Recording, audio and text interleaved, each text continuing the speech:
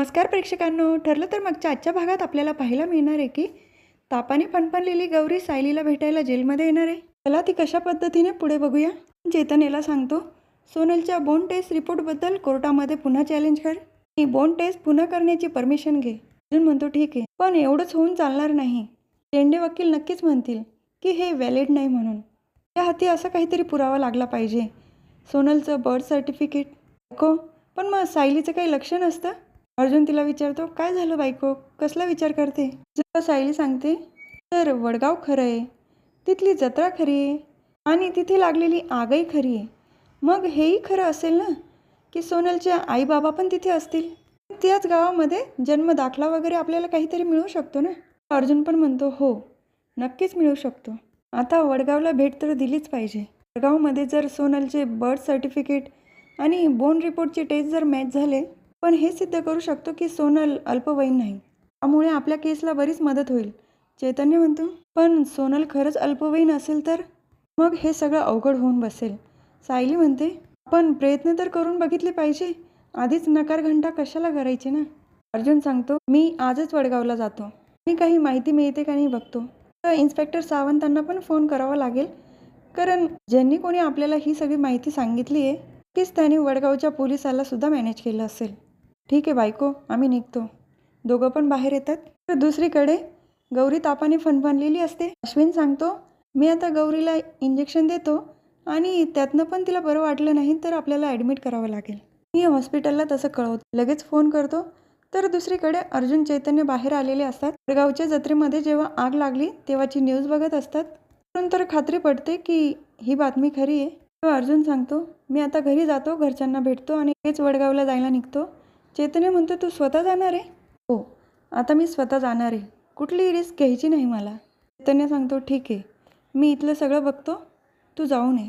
तर जेलमध्ये प्रियाने कॉन्स्टेबल सीमाला बोलवलेलं असतं. बरं झाली आलीस, फोन करायचा होता मला. श्वेताला फोन करते. श्वेता, मी प्रिया बोलते. तेव्हा श्वेता सांगते, जी कॉन्स्टेबल मदत करते ना, तिचा नंबर सेव्ह आहे, पटकन बोल, काय काम आहे, माझ्याकडे वेळ नाही आहे. त्यावेळेला सायली आधी झोपलेली असते. तेव्हा प्रिया सांगते, तुला काय काम सांगितलं होतं माहिती आहे ना. सायलीला बेल मिळाली नाही म्हणून तो अर्जुन आता पेटून उठेल, त्याच्यावर बारीक लक्ष ठेव. तेव्हा श्वेता सांगते, हो अगं, माझं सगळीकडे लक्ष आहे, पण इथे एक प्रॉब्लेम झाला आहे. ती आश्रमामध्ये लहान मुलगी होती ना गौरी, तापाने फणफणली. अख्खं सुभेदार कुटुंब तिच्या आजूबाजूला फिरतंय. तर प्रिया ओरडूनच म्हणते, गप्प बस, अशा फालतू कामांकडे लक्ष देऊ नको, तुला काय सांगितलंय तेवढं कर फक्त. तिच्या आवाजाने सायलीला जाग येते. सायली उठून बघते, सीमाताई प्रियाच्या सैनजवळ काय करते आणि ही प्रिया अशी कोपऱ्यामध्ये का उभी आहे. सायलीला थोडा डाऊट आलेला असतो, पण प्रियाचं आणि कॉन्स्टेबलचं काही लक्ष नसतं सायलीकडे. तर इकडे गौरीचं सायलीताई म्हणतच असते. तिचा ताप काही कमी व्हायचं नावच घेत नाही. त्यावेळेला अर्जुन आलेला असतं तिथे. काय झालं, तुम्ही सगळे इथे का. कुसुम सांगते, बघा ना अर्जुन सर, गौरी तापाने फणफणली, सारखं सायलीचं नाव घेते, ताप कमी व्हायचं नावच घेत नाही आहे. अर्जुन म्हणतो, अश्विन काय झालं आहे नेमकं तिला, आपण ॲडमिट करायचं का तिला. अश्विन पण सांगतो, दादा माझी ट्रीटमेंट चालू आहे तिच्यावर, पण मला काही फरक जाणवत नाही आहे. बघ ना, ती सारखं सायली वहिनीचं नाव घेते, मला तर वाटतंय सायली वहिनीला भेटल्यानंतरच तिचा ताप कमी होईल. ते कल्पना काकू सांगतात, बघा ना, सायली भेटत नाही आहे म्हणून गौरीला ताप आला आहे आणि सायलीवर आरोप कोणते की ती लहान मुलांची तस्करी करते. ती मातेही म्हणतात, सायलीला ज्या इन्स्पेक्टरनी अटक केली ना, त्यांना हे सगळं दाखवलं पाहिजे, मग त्यांना कळेल की सायली लहान मुलांना किती जीव लावते.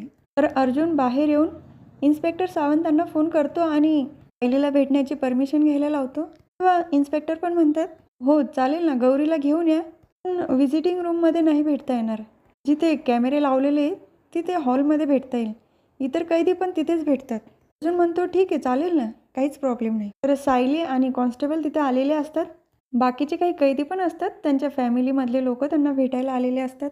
सायली विचारते, मला नेमकं कोण भेटायला येणार आहे आज. तेवढ्यात अर्जुन, कुसुम आणि गौरी आलेली असते. गौरीला पाहिल्यानंतर सायली तर खूप खुश होते आणि गौरी तर धावतच सायलीजवळ येते. सायलीताई ओरडत. सगळे त्या दोघींकडे बघत असतात. खरंच प्रेक्षकांनो, खूप छान मोमेंट दाखवलं आहे हां. सायली तिला जवळ घेते, प्रेमाने तिचा पापा घेते. तेव्हा बाकीचे इतर लोक पण त्यांच्याकडे बघतच असतात. गौरी विचारते, सायलीताई तू मला सोडून इथे का आलीस, मला तुझी खूप आठवण येते. आता तू आमच्यासोबतच घरी चल. तेव्हा सायली म्हणते, मला तुझ्यासोबत यायला आवडलं असतं गौरी, पण माझं थोडं काम आहे ना, म्हणून मी नंतर येईल. पण तू कधी येशील घरी? सायली म्हणते, मी लवकरच येईल. पण मला सांग, तू कशी आहेस? सुमताई आणि मधुभाऊंना त्रास तर देत नाही ना? गौरी मान हलूनच नाही म्हणते. सायलीने जेव्हा तिच्या गालाला हात लावलेला असतं तिच्या लक्षात येतं की हिला ताप आहे. अहो, हिला तर किती ताप आहे. गौरी स्वतःच सांगते, माझ्याजवळ नाही ना म्हणून मला ताप आला. वेडं बाळ माझं, असं नाही करायचं बाळा. मी लवकरच येणार आहे ना. आणि मी घरी आल्यानंतर तू जर अशी आजारी असली मग माझ्याशी खेळणार कोण? तिथे एक दुसरी कैदी असते, सायलीला मुलगी पण आहे. तेव्हा कॉन्स्टेबल सांगतात, नाही ती सायलीची मुलगी नाही आहे. सायली पहिल्यांदाच गरोदर आहे. पण त्या दोघी अगदी मायलेकी असल्यासारख्याच वाटतात. गौरी पण विचारत असते, जर शहाण्या मुलीसारखी वागली तर तू लवकर येशील घरी? सायली म्हणते, हो मग अगदी लवकर येईल मी घरी. अर्जुनला सांगते, बरं झालं तुम्ही इथे घेऊन आलात. अर्जुन पण म्हणतो, तुझी खूप आठवण काढत होती, अगदी तापाने फणफणली. बघ ना, तुझ्यावर आरोप पण कोणते लागले. पण मुलींना एवढा जीव लावते आणि लहान मुलींचीच तस्करी करण्याचा आरोप आहे तुझ्यावर. गौरी सांगते, सायली ताई मला गोष्ट सांग ना. तर त्या कॉन्स्टेबल अशा म्हणतात, आता भेटण्याची वेळ संपली आहे. कुसुम गौरीला तिच्याजवळ बोलावून घेते. अर्जुन सायलीला म्हणतो, वडगावला जाऊन येतो, सोनलच्या गावाला. सायली म्हणते, मला खात्री आहे तुम्ही सगळे पुरावे घेऊनच याल, पण काळजी घ्या आणि सावकाश जा. अर्जुन निघणार तेवढंच त्याचं लक्ष तिथे कॅमेरा असतो त्याच्याकडे जातं. गौरीला सायली भेटतानाचा फुटेज जर मिळाला तर कोर्टामध्ये मदतच होईल. येतो म्हणून तिथून निघून जातात तिघं पण. तर श्वेता गौरीला झोपवते आणि बाहेर यायला निघते. नेमकं अर्जुनचं काय चाललंय बघण्यासाठी. बाहेर निघालेला असतो. कल्पना काकू थांबवतात. अरे अर्जुन थांब, ऑफिसला निघालाय ना, मी तुला डब्बा देते. अर्जुन म्हणतो, नाही नाही, मी ऑफिसला नाही चाललो, पनवेलच्या बाहेर चाललो आहे. अश्विन पण विचारतो, नेमकं पनवेलच्या बाहेर का चाललाय तू? म्हणजे आता यायला तुला संध्याकाळच होईल. श्वेता येत असते, तिने काय हे बोलणं ऐकलेलं नसतं. ती माताही विचारतात, म्हणजे सायलीबद्दल काही चौकशी करायला चाललाय का? अर्जुन हो म्हणून तिथून निघणार. तेवढ्याच चैतन्याचा फोन येतो. कोर्टाकडून परमिशन मिळाली आहे सोनलची पुन्हा बोन टेस्ट करण्याची. नंतर अर्जुन तिथून निघून जातो. तेव्हाच तिथे श्वेता येते. अर्जुन सरांना जेवायला वाढू का? सकाळपासून काही खाल्लं नाही ना. अश्विन सांगतो, दादा तर आत्ताच बाहेर गेलाय. ऑफिसला गेले का? नाही, ऑफिसला तर नाही गेला. तर जेलमध्ये कैदी तिच्या लहान मुलाला जेव घालत असते, पण त्याला ते खायचं नसतं, त्याला दुसरं काहीतरी हवं असतं, म्हणून त्याला फटके देते. बस जे आहे ते खा, नाहीतर फटके खाश. कुठून आणू तुला चांगलं चांगलं खायला? सायली म्हणते, अहो ताई हे काय करताय? त्या मुलाला सायली तिच्याजवळ घेते. ए तू कोण ग आमच्या दोघांमध्ये बोलणारी? माझ्या मुलाला मी मारेल नाही तर त्याचा जीव घेईल. मध्ये पडू नको, आधी त्याचा जीव घेते मग तुझा. आणि हे बोलणं ऐकल्यानंतर प्रियाला हसू येत असतं. तर कॉन्स्टेबल अशा म्हणतात, ए गप्प बसते का, कशाला आरडाओरडा करते? तिथून तिला घेऊन जातात. तेव्हा सायली प्रेमाने त्या मुलाला जेव घालते आणि शांत करते. रडू नको हां, तुला कोणी मारणार नाही. हो आशाताई, ही असं का वागत होती? तिचाच मुलगा आहे ना?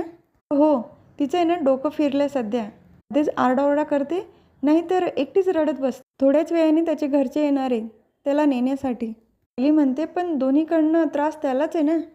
इथे असला आईकडनं त्रास आणि घरी असला तर आईचं प्रेम नाही मिळणार त्याला. तेव्हा प्रिया उठते. सायली खूप छान ॲक्टिंग करते हां तू. ॲक्टिंगमध्ये तुझा हात कोणी धरू शकणार नाही. तुझ्यावर आरोप कोणते माहिती ना? लहान मुलांच्या तस्करीचे. आणि इथे नाटक करू नको. मी खूप जीव लावते लहान मुलांना. आणि आशाताई, तुला तर हे कळायला पाहिजे ना, त्या मुलाला कशाला दिलं तिच्याजवळ? तिथलीच ती उठते. हो सायली, त्या मुलाला हात लावू नको आणि हे रिकामं नाटकही करू नको आमच्यासमोर. तर दुसरीकडे अर्जुन जिथे सोनलची बोन टेस्ट होणार त्या लॅबमध्ये आलेला असतो. डॉक्टरांना रिक्वेस्ट करतो की या रिपोर्टमध्ये कुठलाही फेरफार होता कामा नाही. डॉक्टरही म्हणतात, काळजी करू नका, मी पर्सनली लक्ष देईल.